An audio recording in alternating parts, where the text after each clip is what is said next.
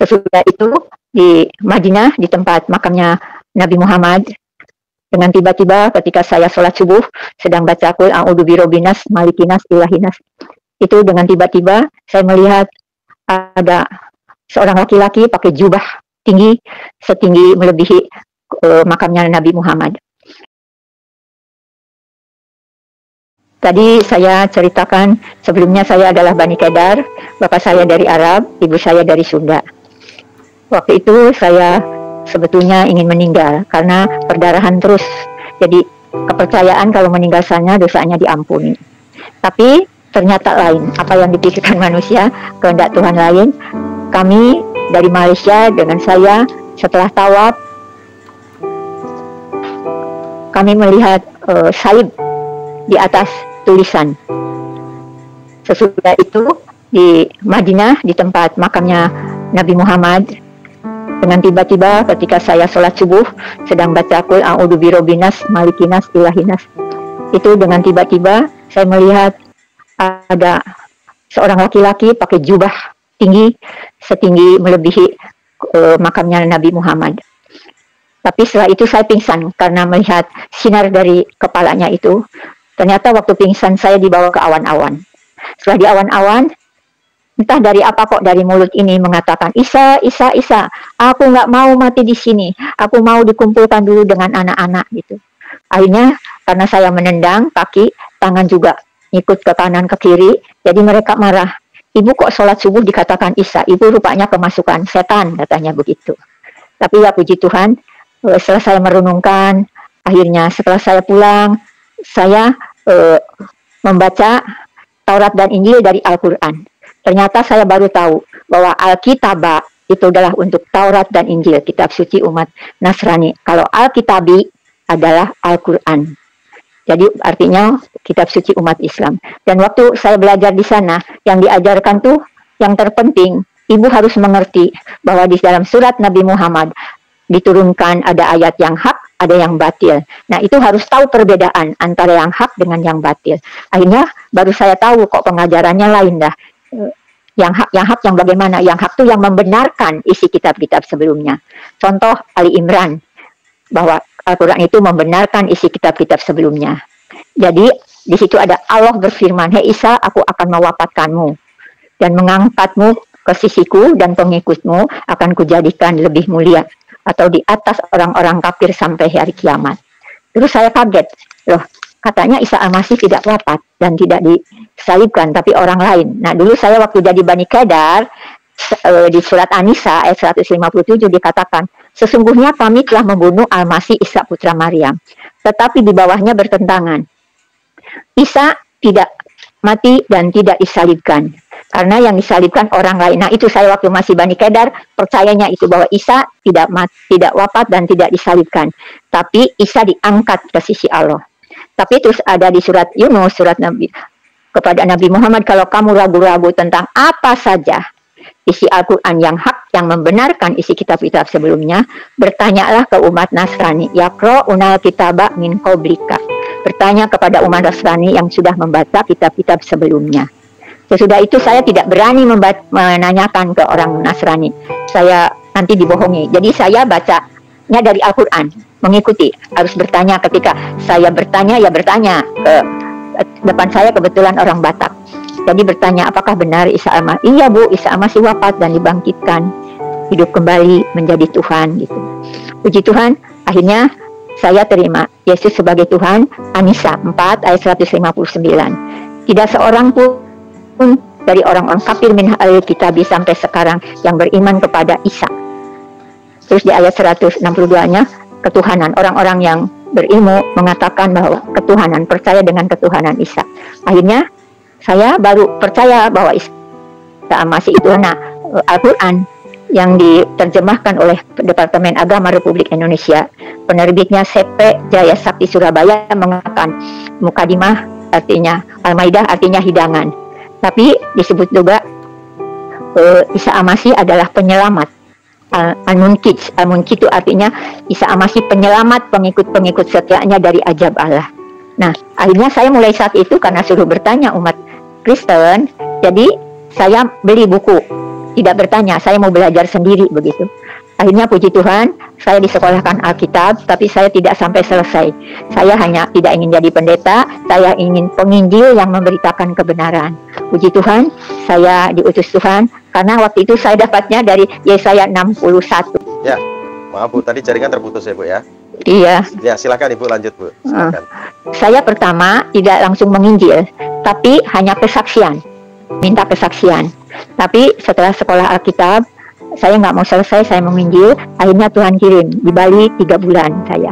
Terus waktu itu di Solo ada sekolah Alkitab yang tidak bayar. Jadi hidup mereka dari totok tanam. Jadi saya mengajar Taurat dan Injil dari Al-Quran. Jadi ternyata di dalam Al-Quran Al-Maidah dikatakan kalau ada umat Nasrani setelah perjamuan kudus makan hidangan yang dari surga terus mengingkarinya, maka Tuhan akan menyiksa-Nya dengan siksaan yang belum pernah diberikan kepada seorang pun manusia. Sebab oleh karena itu saya bertambah kuat imannya. Oh, kalau begitu ya sudah, saya mau dibaptis. Akhirnya saya dibaptis di satu gereja. Nah, itu puji Tuhan, setelah dibaptis saya baru diutus oleh Tuhan. Saya dipercayakan bawa firman ke Madiun, ke panti asuhan,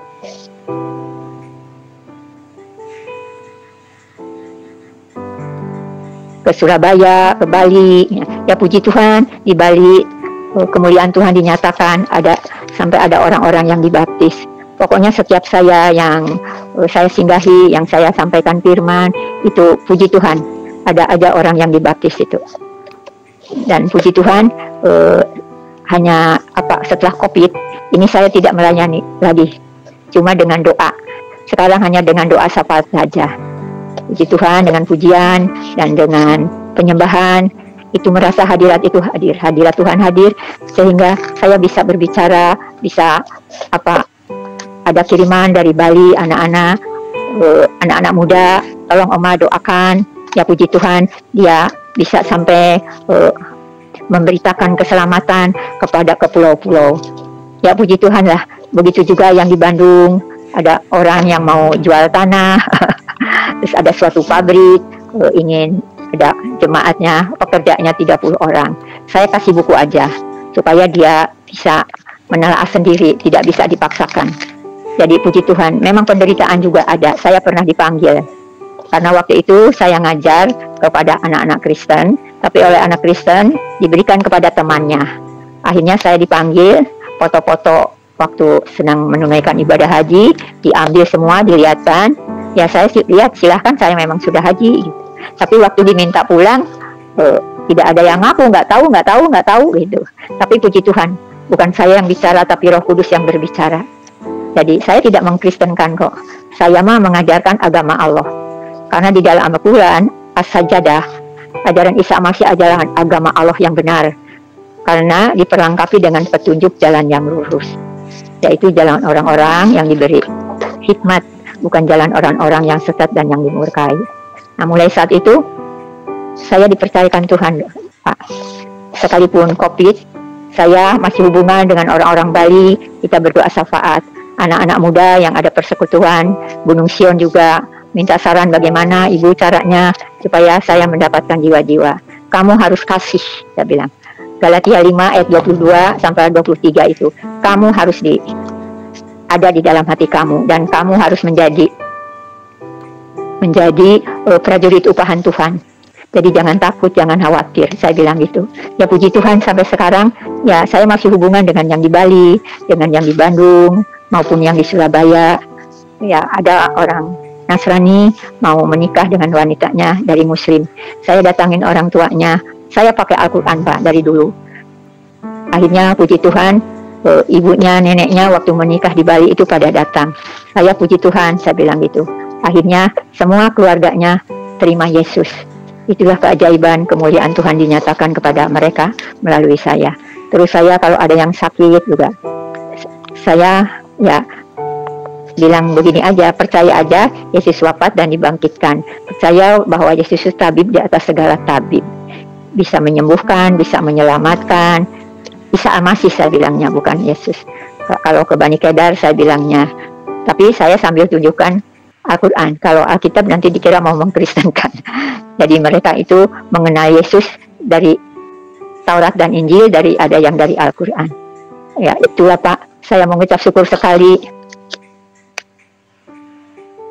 Saya mengucap syukur sekali, sekalipun sudah tua 81, diberi kesehatan Pak. Oh, pernah jatuh, yaitu pernah jatuh, dokter harus operasi. Sampai saya di Solo ada pijat, di Surabaya ada pijat, tapi pijatnya bukan seluruh tubuh, hanya saraf-saraf. Saya ikuti terus sampai pindah ke Surabaya. Terus Surabaya sudah pindah ke tempat lain lagi. Saya percaya saya sudah sembuh. Puji Tuhan, sekarang saya bisa jalan Pak. Tadinya kalau berjalan, kaki itu, betis itu kejang. Dari jari-jari sampai betis kejang. Karena tulang di belakang ini harus dioperasi. Sejak di Pertamina tidak sembuh sekalipun sudah di pijat. Kalau itu kan pijat, tapi tukang pijat biasa rupanya jadinya enggak. Puji Tuhan Pak, sampai sekarang saya bisa hanya dengan berdoa Pak. Karena sudah tua, anak-anak bilang, Bu, jangan pergi-pergian ya. Sekalipun ibu sudah suntik vaksin, namanya ibu, nanti jangan sampai terkena begitu. Jadi saya puji Tuhan dipercayakan menjadi pendoa syafaat. Jadi hubungan saya ke Surabaya masih, yang sudah pindah dari Surabaya, sekarang ada di Jawa Barat, orang Batak itu seperti dengan saudara. Jadi yang di Bandung juga seperti dengan anak, sampai menikah begitu sekeluarga.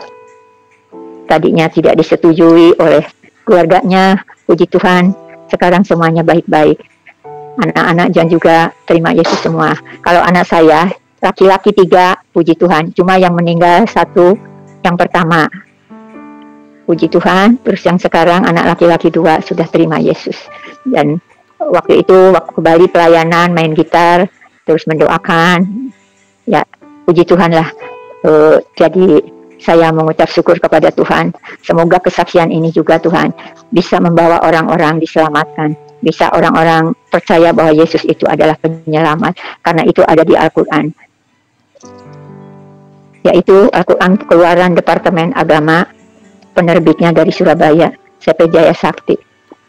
Semoga sekian kesaksian saya, semoga menjadi berkah bagi orang-orang yang mendengarnya.